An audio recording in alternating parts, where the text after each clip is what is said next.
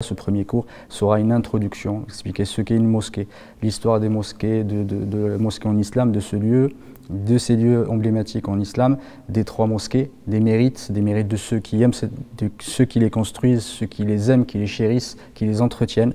Et je remercie Cheikh Mahmoud Barakallahu fi d'avoir accepté effectivement de nous expliquer, d'échanger sur ce sujet-là. Et Inch'Allah, je lui donne effectivement la parole pour aller plus loin dans cet premier live introductif sur les mosquées en islam. Barakallahu fik, Cheikh. Barakallahu fik, Mohamed. Bismillahirrahmanirrahim, alhamdulillahi rabbil alamin. Wassalatu wassalamu ala khatimil anbiya'i wal mursalin wa ala alihi wa sahbihi ajma'in. Donc toutes les louanges, tous les remerciements sont un droit absolu d'Allah. Nous le remercions, nous revenons vers lui repentant, nous lui demandons protection contre les conséquences de nos péchés. Et Allah seul en sait le nombre. Les tendances de l'âme, celui qu'Allah guide, nul ne saura l'égarer, celui qui est privé de sa guidée, nul ne saura lui montrer le droit chemin. J'atteste qu'il est donc le seul digne d'adoration. J'atteste de la véracité, de l'exemplarité, de la prophétie de Muhammad ibn Abdillah, qu'Allah bénisse donc ce prophète, ainsi que ses frères prophètes, sa famille, ses compagnons et tous ceux qui les auront suivis dans le droit chemin, jusqu'au jour du jugement dernier, et qu'Allah nous fasse l'honneur surtout d'en faire partie. Donc ensuite, comme tu l'as si bien dit, c'est un live particulier, c'est ce que j'avais annoncé sans rien dire, c'est la surprise donc du jour. Et donc Allah a voulu inspirer ses serviteurs pour mettre vraiment les choses importantes à leur place. Comme tu l'as si bien dit, la mosquée, donc c'est le centre de la vie spirituelle, mais pas que spirituelle. Et on appelle adoration tous les actes du cœur. Et alhamdulillah, Allah a permis de donner beaucoup d'importance au cœur, tous les actes donc du cœur, de la langue et des membres, donc dans tout ce que Allah aime et agrée. Par conséquent, et adoration effectivement, tout ce que nous aimerons pour notre futur, pour notre avenir, en le voulant pour Allah subhanahu wa ta'ala. Et comme tu l'as si bien dit, quand on parle de Buyutullah, donc c'est le pluriel de Baytullah, qui est la maison d'Allah, comme Allah a utilisé Naqatullah, donc la chamelle d'Allah. Et donc tout ce à quoi le nom d'Allah est associé est forcément quelque chose de sacré, quelque chose d'important et quelque chose de béni. Donc Allah subhanahu wa ta'ala a béni.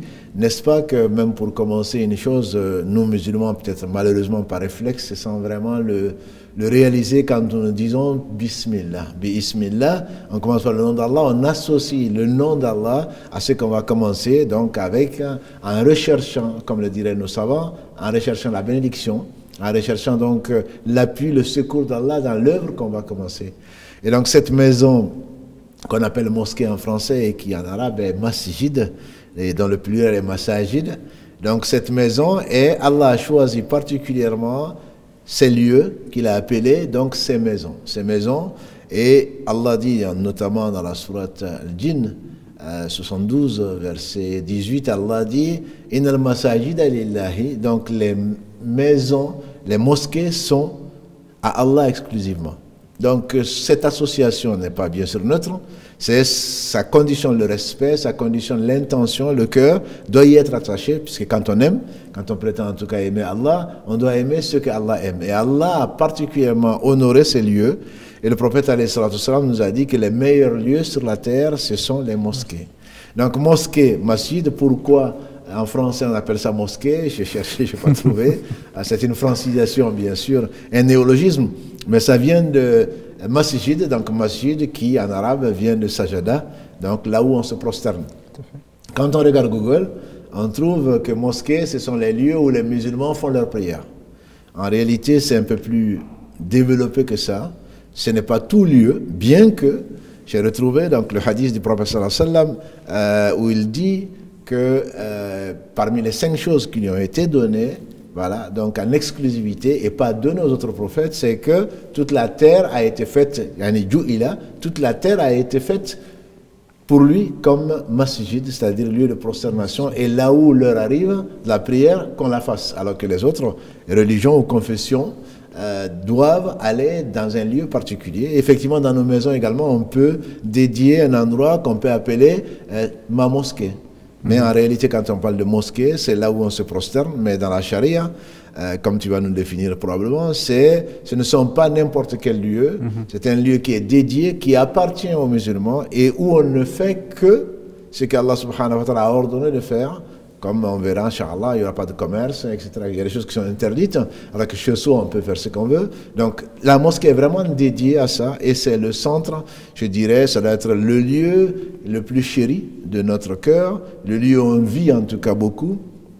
Et c'est au centre généralement du village ou de la ville ou du quartier. C'est pour cela que ça n'a pas vraiment de sens de trouver, d'envoyer plutôt les musulmans dans des endroits éloignés du centre, puisqu'on doit y venir très souvent. Et comme le disait un frère, si on va chez le boulanger une fois par jour pour aller acheter du pain, la mosquée, on doit y venir 5 fois par jour. En tout cas pour celui qui entend l'appel à la prière et qui a la capacité de le faire.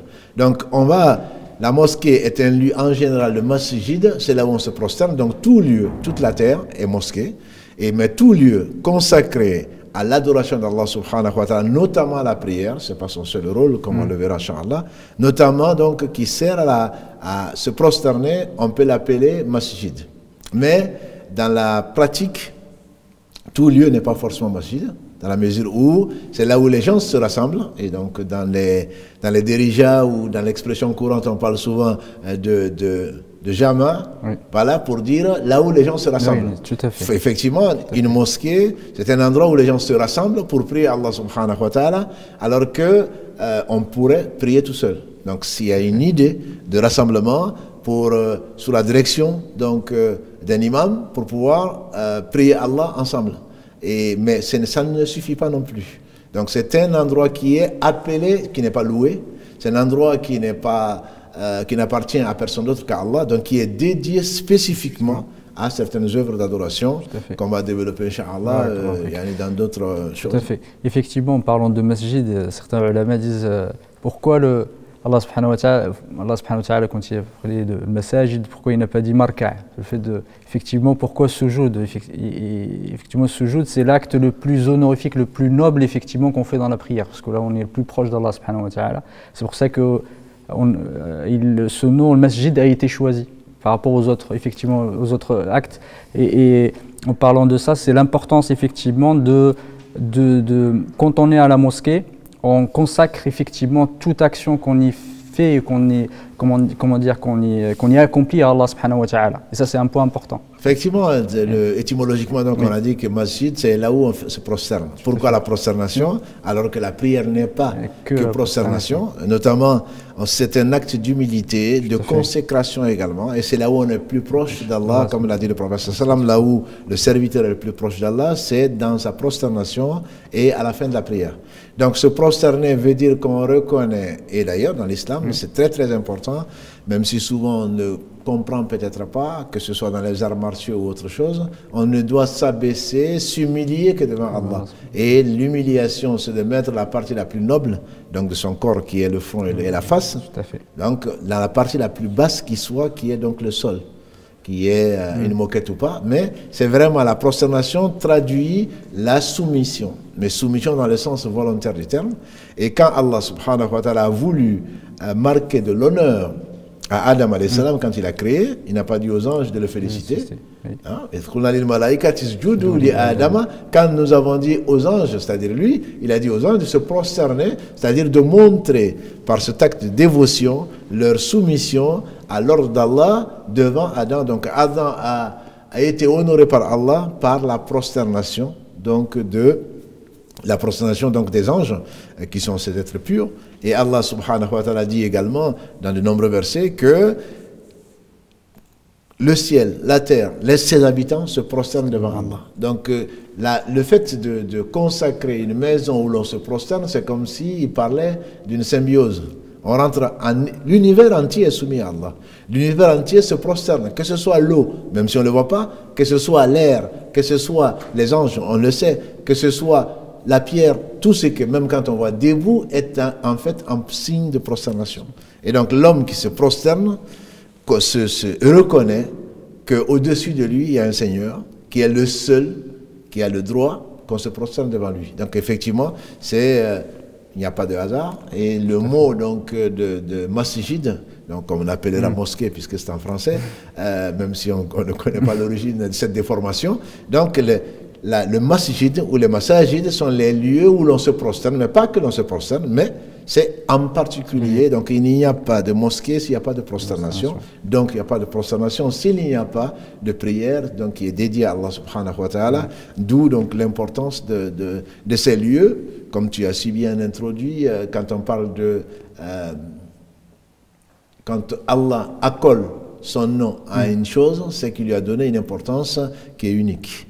Et ça n'appartient à personne d'autre qu'à Allah subhanahu wa ta'ala. Tout à fait, barakallahu fik, d'avoir effectivement si bien décrit ce rôle important de la mosquée et effectivement la symbolique qu'il y a autour de ce nom-là, qui lui donne aussi une importance, effectivement un honneur, celui de soumettre à Allah subhanahu wa ta'ala dans cet acte de la prosternation. Et effectivement, je voulais, si tu pouvais, barakallahu fik, parler des mérites de la construction des mosquées. Les mérites aussi de les entretenir, de les chérir, de les aimer, parce qu'Allah subhanahu wa ta'ala nous a ordonné de construire ces mosquées et que son nom soit évoqué à l'intérieur de ces lieux. Donc le mérite dépend effectivement de l'intention et de ce pourquoi on le fait. Donc par conséquent, si Allah a aimé, le prophète alayhi salam nous a dit que celui qui construit une maison pour Allah et pourtant, tout lui appartient. Tout à fait. Tout appartient à Allah, mais le fait de lui dédier particulièrement, et il a dit également alayhi salam de ne pas faire de nos mosquées, de nos maisons des cimetières. Voilà. Et donc chacun dans sa maison se doit de définir un endroit où il se prosterne, un endroit où il consacre à Dieu. Et donc un temps que l'on consacre à Dieu, donc c'est le temps le plus précieux, donc l'endroit le plus important pour nous, dans nos cœurs, et pour la cité, et là où l'on vit, ça doit être la mosquée. C'est-à-dire quelque chose que l'on dédie à Allah subhanahu wa ta'ala. Et donc le prophète alayhi salatu salam, dans le hadith très connu de Uthman ibn Affan, qui a rapporté que le prophète sallallahu alayhi wa sallam a dit que celui qui construit une maison pour Allah, Allah lui construit une maison où on dira un palais au paradis. Donc c'est cet échange, c'est ce commerce qu'Allah propose alors que tout lui appartient. Et le meilleur d'entre les compagnons aurait dit plutôt, quel commerce charité, quel commerce qui est vraiment quel bon commerce avec combien de bénéfices. C'est tout lui appartient, mais il demande pourtant de prendre un peu de notre temps, un peu de notre bien, et là, pour le consacrer à ce qu'il a honoré et qu'il a béni, et n'est vraiment béni que ce qu'il bénit. Par conséquent, celui qui consacre un peu de temps, un peu d'argent et beaucoup d'amour au lieu que Allah aime, nécessairement est aimé d'Allah subhanahu wa ta'ala. Et comme on le sait, le prophète alayhi salatu salam, et avant lui le prophète Daoud alayhi salatu salam, demandait à Allah son amour, l'amour des gens qu'il aime, l'amour des actes qui le rapprochent d'Allah et qui causent donc cet amour d'Allah subhanahu wa ta'ala. Ce n'est pas la quantité, ce n'est pas la beauté entre guillemets, ce n'est pas l'argent que l'on y met, c'est le cœur surtout.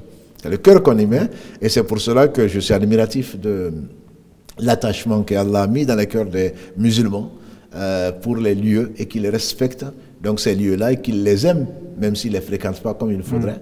Par conséquent, celui qui investit dans une mosquée, il investit dans le durable, dans la mesure où Allah a voulu également que parmi les choses qui restent, ce soit les mosquées, les choses qui servent aux gens. Et effectivement, jusqu'à ce que Allah hérite la terre, ce qu'elle contient, il y aura des gens qui vont se prosterner, il y aura des gens qui vont prier pour Allah, et Allah n'a besoin de rien, bien sûr.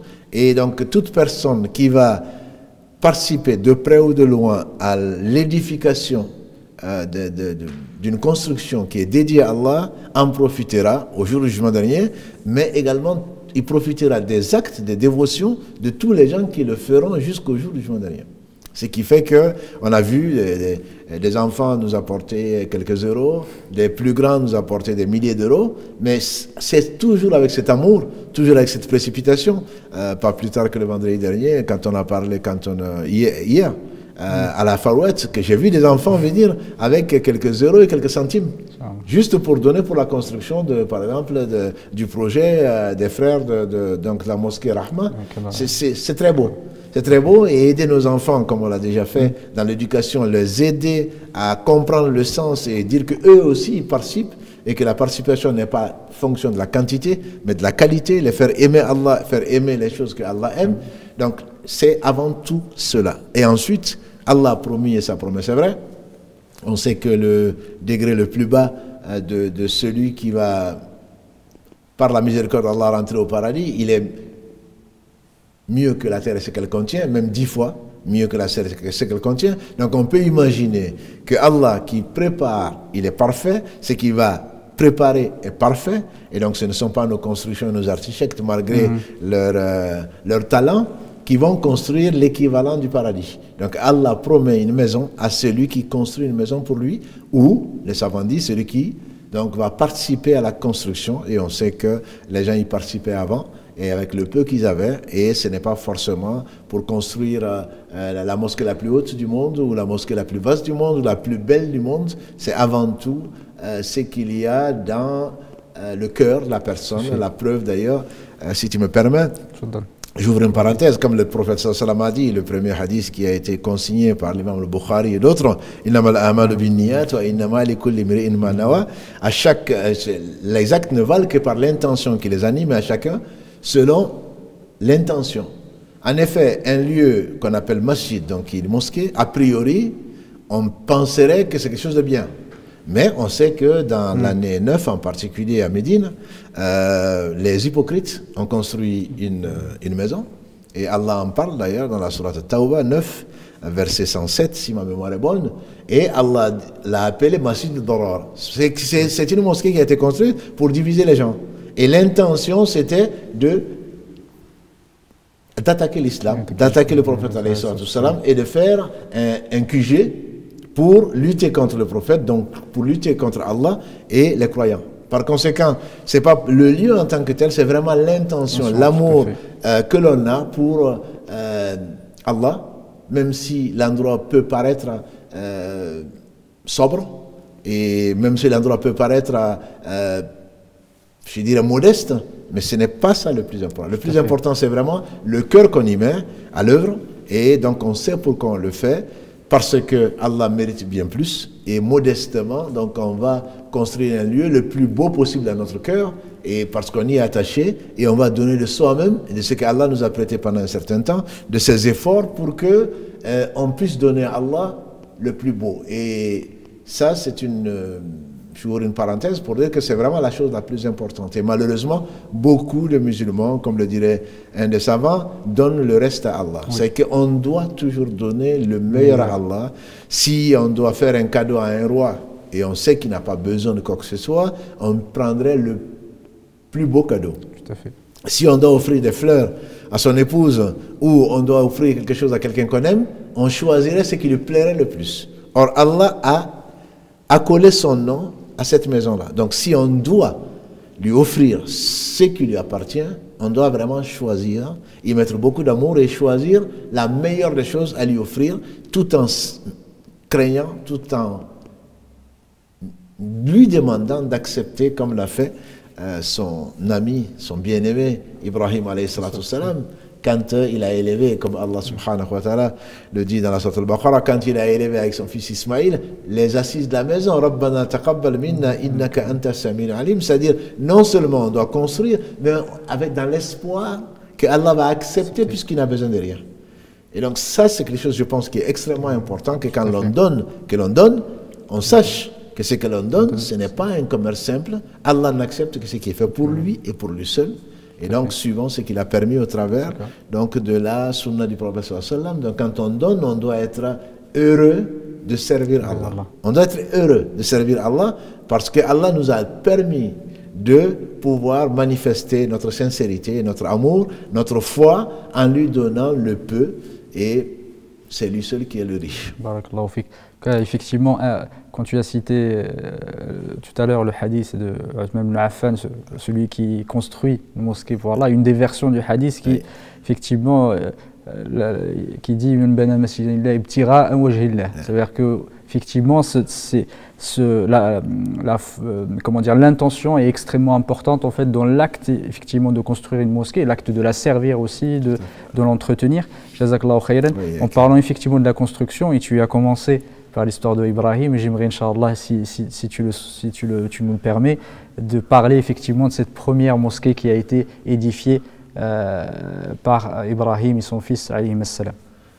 La première mosquée, à n'en pas douter, même si, bon, en tapant sur Google, oui. Je ne tape pas sur Google, mais en tapant sur donc, le moteur de recherche, quand j'ai vu que la première mosquée était celle de Médine. Alors qu'en réalité, Allah le dit très clairement dans la sourate Al-Imran, sourate 3, verset 96 et suivant, Allah dit Inna awal bayt wudi'a linnas lallati bi Bakka. Donc la première maison qui a été construite par les gens, pour Allah, c'est celle qui est à Bakka. Bakka, dans l'unanimité des savants, c'est Makkah.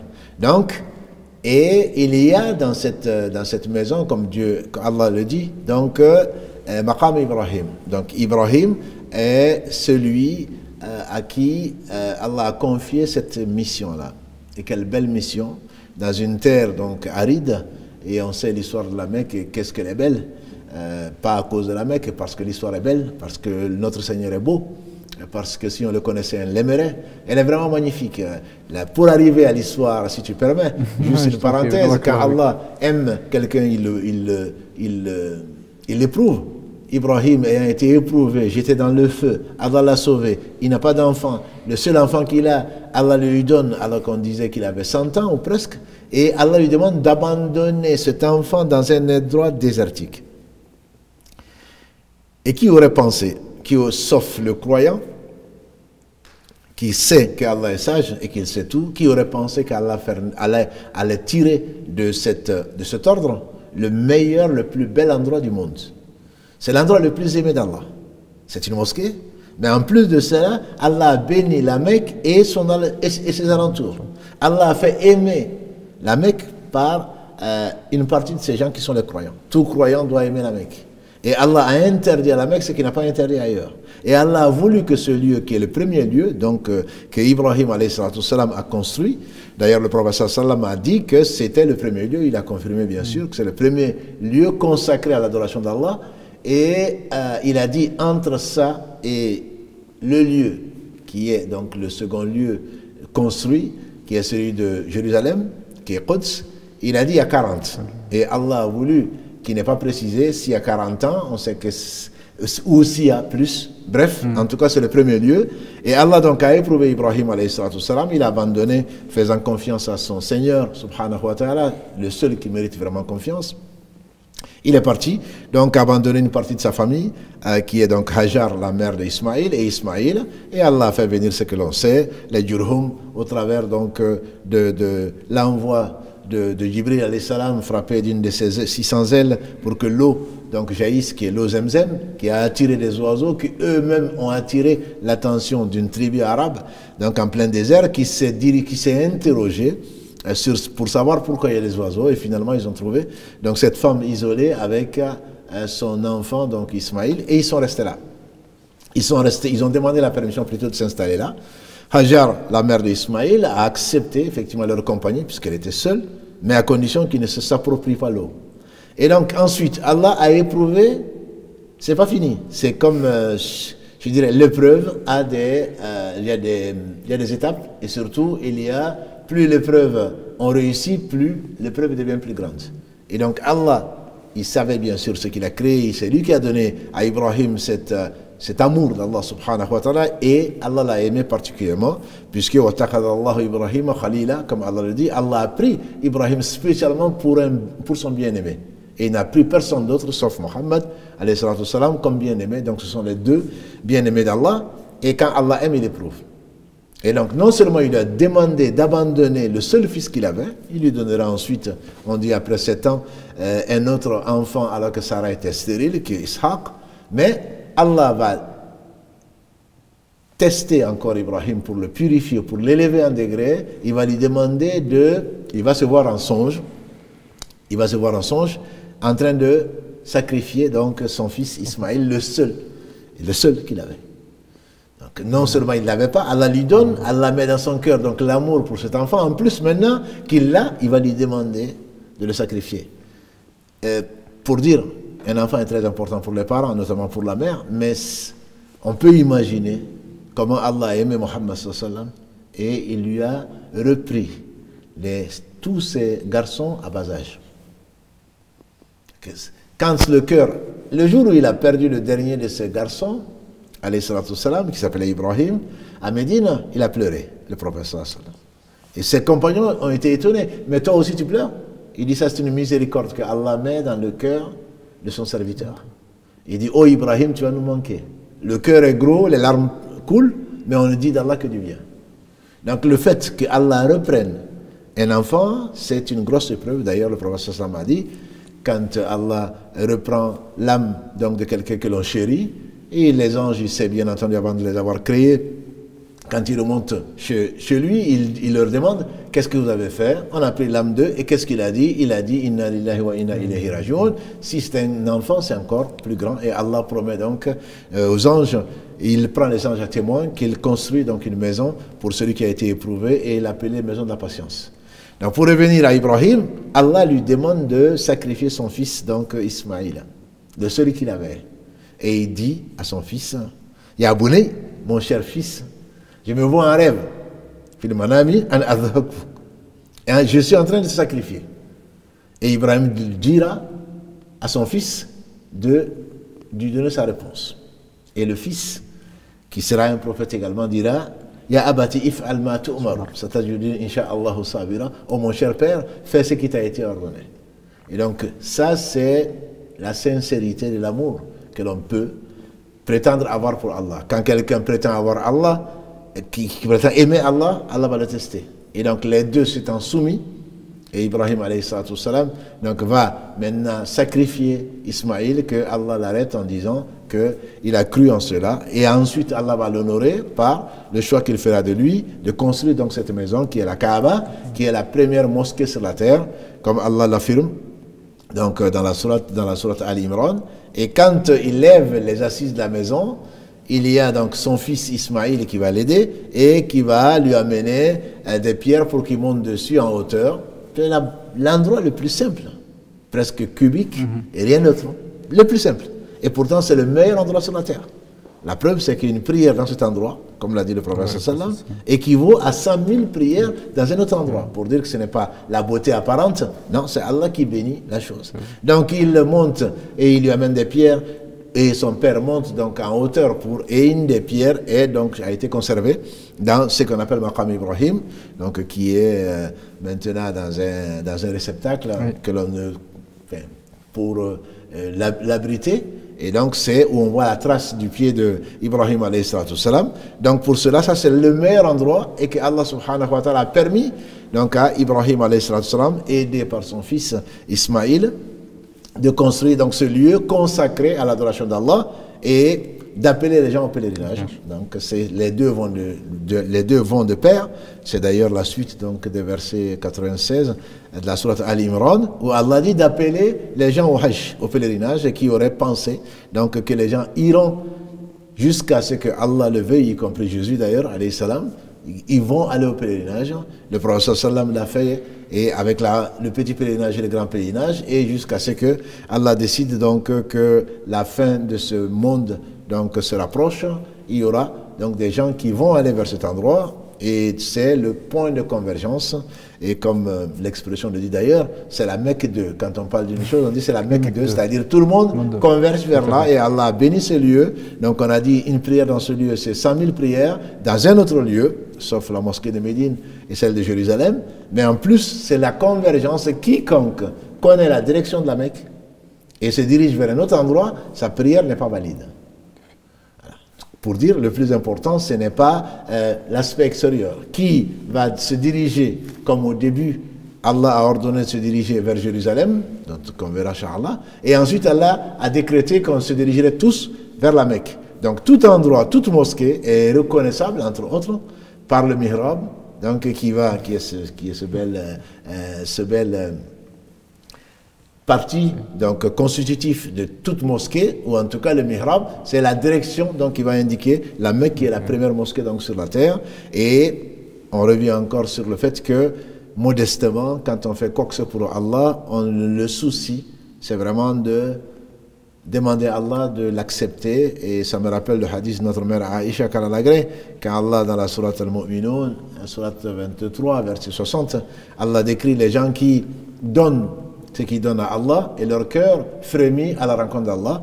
Aïcha, notre mère, a dit ya Rasulallah, est-ce que ce sont des gens qui donnent et en réalité qui sont des voleurs, qui sont des gens qui ont fait des péchés? Il lui dit oh non, la fille du très véridique, ce sont des gens qui jeûnent, qui prient et qui craignent que Allah n'accepte pas. Donc ce n'est pas parce qu'on a construit une mosquée, aussi belle puisse-t-elle paraître, c'est pas parce qu'on a fait une œuvre, même sacrifier son enfant comme Ibrahim l'a fait, ce n'est pas parce qu'on a donné tout ce qu'on a donné, mais tout appartient à Allah. Allah ne dit-il pas dans la sourate Tawbah, verset 111, Inna Allah ashtara min al-mu'minina anfusahum wa amwalahum bi anna lahumul jannah. Allah a acheté aux croyants leurs biens et leurs personnes en récompense du paradis. Et donc le prophète disait, n'est-ce pas que la marchandise d'Allah, c'est le paradis, n'est-ce pas que la marchandise d'Allah est chère? Donc tout ce que l'on fait pour Allah, que ce soit la prière, que ce soit le jeûne, que ce soit quoi que ce soit notre souci, doit être, après cela, on est content que Allah nous ait recrutés pour ça, mais le souci doit être le fait, est-ce que Allah l'a accepté? Parce que Allah n'accepte que les pieux. Donc si on l'a fait pour autre chose, pour se montrer, ou pour autre chose, Allah n'accepte pas. Il se passe de tout. Et donc cette belle mosquée et cette belle invocation que l'on trouve donc dans la sourate Al-Baqarah doit nous rappeler qu'en réalité, Allah se passe de tout. Il est le Ghani, c'est le riche, et nous sommes des pauvres. Et que s'il accepte, c'est parce qu'il a daigné donc accepter cette œuvre, bien qu'elle soit très modeste, puisque Allah n'a besoin de rien, et que sur la terre comme dans les cieux, tout se prosterne devant lui, tout lui obéit.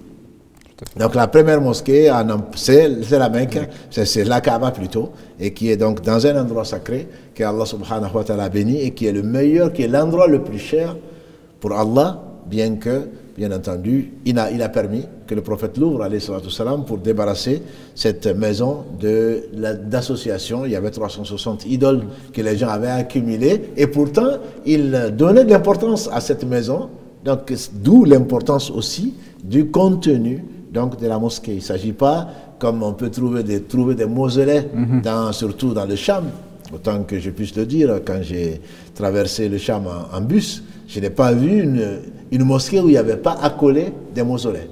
Et donc, le plus important, c'est vraiment l'intention, et ce que l'on met dans cette mosquée comme amour, c'est que l'on vide cette mosquée. Une mosquée doit être vide de tout, sauf d'Allah et de son adoration. On ne doit adorer rien avec Allah. Et la mosquée, elle est vraiment la symbolique donc, de ce vide qui ne peut être rempli pour le croyant que par Allah subhanahu wa ta'ala, son amour et la dévotion que l'on peut avoir pour lui. Et d'avoir rappelé effectivement encore une fois l'importance de l'intention, l'importance effectivement de l'amour qu'on a envers ces maisons quand on les construit effectivement. Et je voulais parler de la mosquée de Jérusalem, mais le fait, quand tu as parlé sur la piété, ça m'a rappelé la mosquée de Quba, qui était le premier acte, on va dire, fondateur. Effectivement, le prophète, quand il a fait ce voyage de 7 jours, à peu près, et la première chose qu'il a faite quand il est arrivé à Quba, c'était construire une mosquée. C'est un acte, on va dire, c'est un acte important, c'est un acte fondateur, effectivement, absolument. Ça, on voit effectivement la pénibilité du voyage. Il s'est caché dans le mont Thawr avec le meilleur de ses compagnons, Abu Bakr. Il a fui, mais il a fui vers Allah, subhanahu wa ta'ala, comme il l'a dit entre autres dans la surah Zariyat, Fafirru ila Allah. Il faut fuir vers Allah pour se protéger. Et donc il a fui. Il y a plus important que la vie, il y a plus important que les biens, il y a donc la foi. Et lui et ses compagnons qu'Allah a choisis, donc les meilleurs pour accompagner les meilleurs des hommes, ont fui pour abandonner l'association. Ils ont donc bravé toutes les difficultés pour y aller. Et quand il arrive à Quba, donc qui est aujourd'hui dans la banlieue médinoise, la première chose qu'il fait, d'ailleurs quand il va arriver à Médine aussi, on va y arriver, Inch'Allah, la première chose que le prophète fait, c'est construire une maison pour Allah. c'est plus que symbolique. Je pense que c'est vraiment pour que le croyant sache qu'il n'y a pas plus important que ce que Allah aime, il n'y a pas plus important dans sa vie que de réserver le meilleur pour Allah. Il arrive et avec des compagnons, il descend sur les Banu Najjar, donc ils sont ses parents maternels, et il donc se consacre à construire une maison à laquelle il donne une importance, donc la plus grande importance, avant de partir donc vers Yathrib, qui va devenir Madina. Il va construire cette maison qui, si elle n'a pas la valeur de la Kaaba, elle est quand même celui qui, comme l'a dit le prophète alayhi salatu wassalam, fait ses ablutions pour aller dans cette mosquée Quba, qui est aujourd'hui reconstituée, en tout cas l'endroit initial, ils ont construit une mosquée plus grande, c'est lui qui va y faire 2 rak'ah, donc 2 génuflexions. Allah lui compte comme s'il avait fait une umrah. Allah le récompense comme s'il avait fait un pèlerinage, un petit pèlerinage certes, mais un pèlerinage. Le simple fait de faire les ablutions, d'aller dans cette mosquée et pas dans une autre. Donc Allah a honoré par la bouche de son prophète cet endroit-là, ce lieu. Il ne s'agit pas d'adorer le lieu, mais il s'agit d'adorer le Seigneur qui a honoré ce lieu-là. C'est lui qui donne dans ce qu'il veut à qui il veut, et par conséquent, cette mosquée, bien que le prophète l'ait laissée derrière lui comme une trace de piété, et c'est ce que, comme tu dis si bien, la mosquée de piété, contrairement à celle qui a été construite pour attaquer l'islam, Allah donc parle de cette mosquée de piété, il s'agit de la mosquée, pour en tout cas nombre de commentateurs, il s'agit de la mosquée donc de Quba qui est encore donc présente, en tout cas que beaucoup, enfin, tous ceux qui vont à Médine, qui n'est pas le pèlerinage bien sûr, ni la Umrah, le pèlerinage, ni le petit ni le grand, mais tous ceux qui vont visiter la mosquée du prophète sallam, qui vont visiter le cimetière donc de Baqia, en profitent pour aller donc voir ce lieu-là que Allah a béni avec ce bel environnement, donc pour y faire 2 rak'ah. Il ne s'agit pas de faire une prière obligatoire, mais à n'importe quel moment aller faire 2 rak'ah. Allah nous inscrit comme si on avait fait donc une umrah, et ensuite il est parti donc de ce lieu pour aller à là où Allah va lui ouvrir, lui permettre de construire donc le 2e lieu le plus important donc comme mosquée dans le monde. Tout à fait, effectivement, la mosquée Quba, pour les ulama, ils disent que c'est la 4e mosquée la plus importante en islam, après celle de Mecca, celle de Médine, celle du prophète alayhi salatu wassalam, celle de l'Aqsa. Et effectivement, cette mosquée-là, même si elle a effectivement une importance grande dans l'histoire de l'islam et effectivement auprès aussi de notre Seigneur, parce que c'est la première mosquée qui effectivement symbolise la force de la piété. Et il ne s'agit pas d'y aller effectivement pour la visiter, dans l'intention de la visiter, Shadd al-Rihal, je veux dire le fait de voyager pour aller la voir, parce que ça c'est réservé effectivement aux 3 autres mosquées. Barakallahu fik. Le fait c'est celui qui va visiter la mosquée du prophète et qui en profite pour aller effectivement à Quba, il a ce mérite-là. Qu'Allah subhanahu wa ta'ala nous l'accorde, ceux qui l'ont, le fait qu'il accepte de nous tous. Et effectivement, tu as parlé de la mosquée du prophète, c'est l'autre acte, effectivement, la première chose qu'il a faite quand il est arrivé à Médine, c'est la construction de la mosquée du prophète. C'est la bonne nouvelle pour tous ceux qui se sont précipités pendant 30 ans ou plus pour construire cette mosquée-là. Ils en ont construit peut-être d'autres. Et partout, on nous appelle à financer des mosquées. Les musulmans, alhamdulillah, grâce à Allah, malgré que les États ne financent pas, en tout cas en Europe, ne financent pas des mosquées, les musulmans puisent dans leur denier, et ils ne sont pas très très riches, sauf de cœur, pour construire les mosquées. Justement, je pense que c'est extrêmement important. Quand le prophète alayhi salatu wassalam a quitté donc, cet environ donc de Médine, et quand il est arrivé à Yathrib, où les Ansar l'attendaient sur sa chamelle, donc il voulait s'installer quelque part. Et Qaswa est le nom de cette chamelle, et donc qui avançait, et Qaswa s'est accroupi quelque part. Et vraiment, ils sont malheureux, les gens qui croient au hasard et qui essayent de comprendre. Non, tout est déterminé. Et donc Qaswa s'est accroupi quelque part, dans un endroit désert, et bien sûr on l'a poussé, parce que chacun voulait que le prophète sallam descende sur lui. Et en fait, Allah avait prédestiné, 50 000 ans avant qu'il ait créé les cieux et la terre, cet endroit il avait anobli. Et ils l'ont poussé, s'est relevé la chamelle, et ensuite, non loin de là, il s'est à nouveau accroupi. Et quand on a voulu insister, le prophète leur a dit, laissez-la.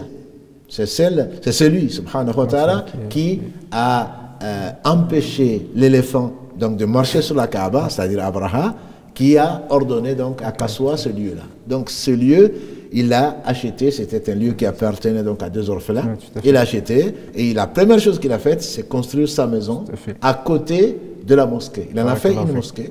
Une mosquée donc qui n'était ni très grande, ni très haute, puisqu'on disait que même en levant donc juste le bras, on touchait le plafond, et qui était fait donc de feuilles donc de palmiers. Mais néanmoins, c'est le deuxième lieu auquel Allah a donné de l'importance, et n'est vraiment important que ce que Allah subhanahu wa ta'ala a choisi comme important. Et on ne lui pose pas de questions. Donc ce lieu est l'un des trois lieux, comme tu l'as si bien dit, l'un des trois seuls lieux où on doit se préparer pour un voyage pour aller les visiter. Et ce lieu, Allah l'a béni, et le prophète nous a dit que donc, la prière à la Kaaba équivaut à 100 000 prières dans une mosquée ordinaire, sauf donc la mosquée, ma mosquée, dit-il, donc qu'il a choisi de vivre là pendant les 10 ans qu'Allah lui a accordé à Médine. Et la prière dans la mosquée de Médine équivaut à 1000 prières dans une mosquée ailleurs. Et donc Allah a donné cette importance à Médine, et également la sacralité, comme il a dit alayhi salatu wassalam, j'ai déclaré Médine sacrée comme Ibrahim alayhi salam a déclaré la Mecque sacrée. Et donc ce lieu qui est à côté, enfin, cette mosquée, est la première des choses qu'il a construite de ses propres mains, alayhi salatu wassalam, aidé bien entendu avec des Ansar et des Muhajiroun qui ont quitté la Mecque, bien que fatigués, bien que pauvres matériellement. Donc ils ont construit ce lieu qu'ils chérissaient beaucoup, et donc qui allait devenir le centre, comme on le verra Inch'Allah plus tard, un centre éducatif, un centre social, un centre qu'ils aimaient beaucoup. Et donc quand ils avaient besoin de quoi que ce soit, ils venaient se réfugier. C'est vraiment, la mosquée est un refuge. Mais comme tu l'as si bien dit au début, c'est le repère, c'est la symbolique. Le prophète alayhi salam ne s'est pas occupé d'aller à l'hôtel, et tout le monde était prêt donc à l'héberger. Mais il s'est occupé à construire un point de mire, un point de réunion, un point de rassemblement. Donc il n'y a pas d'islam sans unité, il n'y a pas d'islam sans rassemblement. Et donc ce lieu n'est pas seulement un lieu où on vient se reposer, que le voyageur vient dans ce lieu pour se reposer en attendant le prochain train. Non, c'est un lieu vraiment pour ceux qui aiment Allah. Et d'ailleurs Allah subhanahu wa ta'ala décrit les gens qui s'occupent donc de ce lieu, en particulier dans la sourate Tawbah, justement verset 18. Innama ya'muru masajid Allah. C'est que s'occupe de ce lieu celui qui man amana billah wal yawmil akhir, celui qui croit à Allah au jour du jour dernier et qui fait la prière et qui donne la zakat, il se peut que cela soit qu'il réussisse, c'est-à-dire afin qu'il réussisse. Donc cela, ça donne l'importance vraiment à ce lieu, et les compagnons du prophète avaient très bien compris, et il avait tellement bien compris que on va peut-être parler ou pas de l'appel à la prière qui fut révélé à cette occasion-là. Donc même à la Mecque, si cet endroit n'a pas été appelé la mosquée, le prophète alayhi salam étant interdit donc d'aller prier à la Kaaba, avait un lieu de rassemblement qui n'est pas une mosquée, même s'ils y priaient, qui était donc le Dar Arqam ibn Arqam, qui était un converti non loin du mont Safa, où ils se cachaient donc pour prier, ils se cachaient pour se réunir. Comme on a besoin d'un lieu de réunion, et donc maintenant qu'on est chez nous, entre guillemets, à Médine, avec les Ansar qui nous ont accueillis, les Muhajiroun, ils avaient besoin, il y a ce besoin de l'homme de se retrouver en groupe. Et donc c'est pour ça, d'ailleurs, quand on parle de Jama', le fait donc de rassembler les gens, c'est l'un des noms qu'on donne à la mosquée, parce que malgré cela, ils ont demandé donc à se réunir et venaient et ne savaient pas. Quand se réunir, c'est là où Allah subhanahu wa ta'ala a envoyé un songe à un des compagnons du prophète sallam qui s'est vu, donc un songe qui a vu quelqu'un en train de avec un corps. Il lui a demandé, vends-le-moi. Il dit, pourquoi? C'est pour appeler à la prière. Il a dit non. Ils ont pensé également à allumer le feu, comme les mages. Ils ont pensé à utiliser la cloche. Non, et l'homme qu'il a vu en songe lui a dit, est-ce que je ne vais pas te donner mieux? Dis Allahu Akbar, Ashhadu an la ilaha illallah, donc jusqu'à la fin de l'appel à la prière. Il a été voir le prophète alayhi salam, il a raconté le rêve et Omar ibn Khattab a dit, moi j'ai fait le même rêve. Et donc le prophète m'a dit, appelez Bilal, enseigne-lui ce que tu as vu dans le songe pour qu'il appelle à la prière, parce que la mosquée n'a de sens que parce qu'il y a un rassemblement, un groupe, un point de convergence et d'intérêt. C'est là où s'attachent tous les cœurs de tous les croyants. Tout à fait, barakallahu fik. Et tout à l'heure, quand tu parlais effectivement du prophète alayhi salam, tu l'as si bien dit, le prophète alayhi salam est arrivé effectivement, la première chose qu'il a faite, enfin quand le Qaswa elle s'est entre guillemets assise, effectivement elle s'est placée à cet endroit-là, le prophète alayhi salam a acheté cet endroit. Tout à fait. Ouais. C'est montrer la grandeur du prophète alayhi salam. Est-ce qu'il aurait pu? Parce qu'effectivement, les orphelins, ils auraient pu lui donner. Ils lui ont donné. Ils lui ont offert. Ils lui ont proposé d'ailleurs. Effectivement. Ils ont proposé de l'offrir. C'était un honneur que de donner quoi que ce soit au prophète sallam. Mais il n'a pas, il a tenu, alayhi salam, parce que c'est l'exemple, à acheter ça, à dédommager les gens donc, à qui ça appartenait pour en faire le meilleur lieu, en tout cas après la Kaaba, sur la terre. Le prophète qui a participé effectivement aussi à la construction. C'est l'importance aussi de l'exemple, c'est le leadership qu'ils appellent par l'exemple. Le prophète était effectivement un exemple pour tous. C'est pas quelqu'un qui dirigeait, il participait aussi à l'action. Et il a encouragé les autres à le faire avec des vers qui sont restés célèbres. Tout à fait. Voilà, donc les Ansar. Et il avait ça sur son épaule. Il prenait des briques comme tout un chacun, et effectivement, tu ordonnes du bien aux gens et tu ne le fais pas. Non, le prophète c'était le bon exemple, il était le plus courageux, il était le premier, comme tu dis, le leadership par l'exemple, et il donnait souvent l'exemple, et c'est d'ailleurs une des sagesses pour lesquelles Allah dit subhanahu wa ta'ala, vous avez dans le prophète d'Allah le bel exemple. Effectivement, dans le bien, il était toujours le premier. Effectivement, dans l'image de Bilal, ça me fait rappeler celui qui a effectivement lancé l'appel à la prière, et on voit la grandeur de notre religion quand elle ne fait pas de différence, effectivement, entre les origines des uns, et effectivement, quand on voit cette image d'union, et l'union elle se fait effectivement entre des frères et des hommes dans l'humanité, et non pas effectivement dans l'origine ou d'où ils viennent, parce que Bilal était comme effectivement, on voit dans la Sira, il était un esclave. Tout à fait. Et le prophète, effectivement, Allah subhanahu wa ta'ala l'a élevé, peu importe, le plus important étant la piété, comme on a dit et comme on a parlé tout à l'heure. C'est lui qui l'a dit d'ailleurs, alayhi salatu wassalam, confirmant le verset 13 de la sourate 43. Allah dit, Ayyuhan nasu, inna khalaqnakum min dhakarin wa untha, wa ja'alnakum shu'uban wa qabaila lita'arafu, inna akramakum indallahi atqakum. Vous avez été créés par moi, à partir d'un homme et d'une femme. Ensuite, je vous ai répartis en tribus et en groupes humains pour que vous connaissiez entre vous le plus honoré chez Allah, c'est le plus pieux. Et le prophète sallam disait, pas de supériorité d'un arabe sur un non-arabe, ni d'un non-arabe sur un arabe, si ce n'est pas la piété. Tout à fait. Et donc, ce prophète, alayhi sallam, a donné cet exemple-là. Et, alhamdulillah, un compagnon très célèbre disait, se lever, ça c'est Bilal, Sayyiduna, c'est notre chef. Exactement. Et donc, parce qu'il n'y a pas de supériorité d'un arabe sur un non-arabe, d'un noir sur un blanc, et vice-versa. Et donc, c'est vraiment la piété. Et la piété, Allah a gardé ce secret-là. Pour lui, c'est lui qui seul sait qui est le plus pieux. Il y a certainement des indications.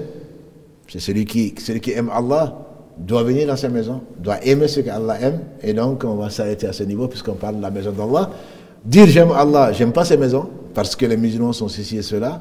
Non. Je dis souvent, peut-être que j'ai raison, peut-être que j'ai tort. Je dis souvent, je ne dis pas que tous les gens qui sont à la mosquée sont des gens qui sont bien, mais je suis sûr que les gens qui sont bien viennent à la mosquée. Ça, c'est certain. Parce que si on aime Allah, on ne peut pas ne pas aimer sa maison. Il y a des gens qui viennent à la mosquée pour autre chose. Il y a eu des hypocrites, et il y en a encore. Mais il ne faut pas jeter le bébé avec l'eau du bain. Ce n'est pas parce que dans les mosquées, on peut voir des choses qui ne nous plaisent pas, mais on vient à la mosquée pour Allah. Et si on vient pour autre que Allah, certainement on aura tout perdu. En tout cas, barakallahu fik, jazakallahu khairan pour ces explications. Effectivement, on ressent l'importance de ce lieu. Ce n'est pas un lieu effectivement banal, ce n'est pas n'importe quel lieu. Il a une place importante en fait dans notre vie. Effectivement, il faut qu'on le place, on replace dans le centre de nos préoccupations. C'est notre deuxième maison.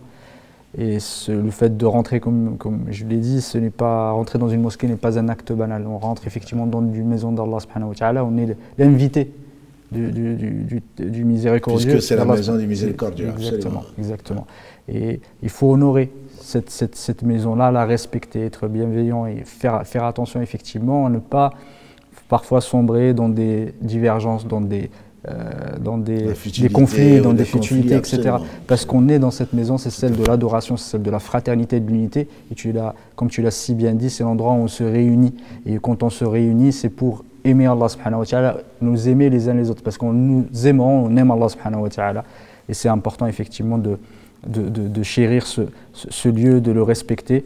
Et au travers, Inch'Allah ta'ala, si Allah nous le permet, au travers de ces cours, on expliquera les rôles qui sont adossés à ce lieu, les règles effectivement à respecter, parce que ce n'est pas un endroit comme les autres, c'est un endroit qui est spécifique, il y a un statut juridique spécifique en islam. Il faut qu'on ait connaissance de ces règles-là pour mieux honorer ce lieu. Peut-être juste un mot sur le troisième lieu. Sur le troisième lieu, sur le Masjid al-Aqsa. Le troisième lieu le plus important, il se trouve à Jérusalem. Tout à fait. Il ne se trouve pas à Marrakech, il ne se trouve pas à Toulouse, il ne se trouve pas à Alger, c'est à Jérusalem. Donc c'est la première direction vers laquelle le prophète s'est tourné avec les musulmans jusqu'à Médine, où Allah a décrété que le lieu qu'il a favorisé de tout temps, c'est la Mecque, et donc les musulmans se sont tournés là. Donc c'est la deuxième mosquée qui a été construite 40 après donc la Kaaba, et donc c'est un lieu que l'on voit, qu'on appelle Masjid al-Aqsa, puisque Allah parle dans le premier verset de la sourate 17, Subhanalladhi asra bi abdihi laylan min al-masjid al-haram, le masjid al-Aqsa, la mosquée éloignée. Donc ce n'est pas celle qu'on voit, c'est pas la mosquée du dôme, mais on va pas revenir dessus, mais elle a été construite après la Kaaba, et elle est à Jérusalem. Une prière dans cette mosquée équivaut à 250 prières dans une autre mosquée. Il y a la version 500 mais elle n'est pas authentique. Donc la prière à la Kaaba, c'est 100 000 prières dans une autre mosquée. Celle à Médine, c'est 1000 prières. Et celle à Jérusalem, dans cette mosquée-là, équivaut à donne en tout cas la récompense de 250 mosquées ailleurs, de 250 prières dans une autre mosquée. Ça, c'est le troisième lieu. On ne doit prendre vraiment ses précautions, ses provisions pour aller visiter une maison en dehors de ces trois-là. Donc ce sont les trois grands lieux. On va rajouter Quba quand on est à côté de Médine, mais le prophète a dit qu'il ne faut pas donc se préparer à un voyage si ce n'est pour visiter en tout cas une mosquée, si ce n'est l'une de ces trois maisons d'Allah subhanahu wa ta'ala, qu'Allah les bénisse et bénisse les gens qui aiment ces lieux-là, qui y ont contribué et qui ont contribué et qui contribuent encore à la construction des lieux qu'il a dédiés, qu'il a choisis, les meilleurs lieux donc sur la terre.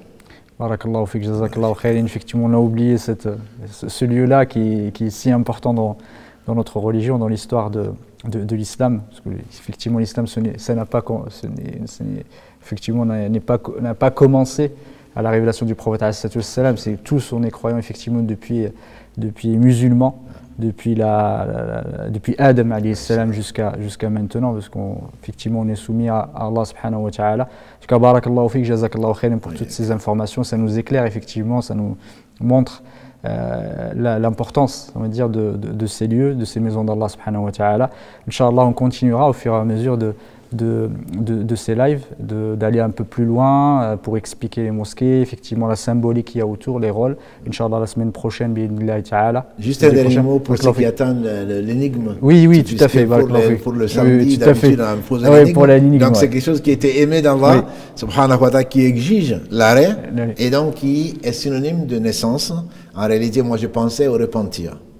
Donc Allah dit dans la sourate Al-Baqarah, verset 222, Inna Allah yuhibbu tawabina wa yuhibbu al-mutatahhirin. Allah aime les repentants et Allah aime les gens qui se purifient. Et ça exige, entre autres conditions qu'on ne peut pas développer ici, d'arrêter le péché. Donc sur le coup, et ça c'est synonyme de naissance, dans la mesure où celui qui sincèrement donc se repent vis-à-vis d'Allah, c'est comme s'il n'y a plus de péché, c'est comme s'il naissait, donc il est sans ce péché-là en tout cas, et qu'Allah subhanahu wa ta'ala nous compte parmi donc les repentants, et que l'on fasse le bilan et le retour vers lui grâce à lui subhanahu wa ta'ala. Amin, barakallahu fik, jazakallahu khairan. Qu'Allah te récompense par le meilleur, facilite effectivement ceux qui ont permis cette réunion, qu'on espère Allah subhanahu wa ta'ala soit qu'Allah subhanahu wa ta'ala l'agrée, si on l'accepte.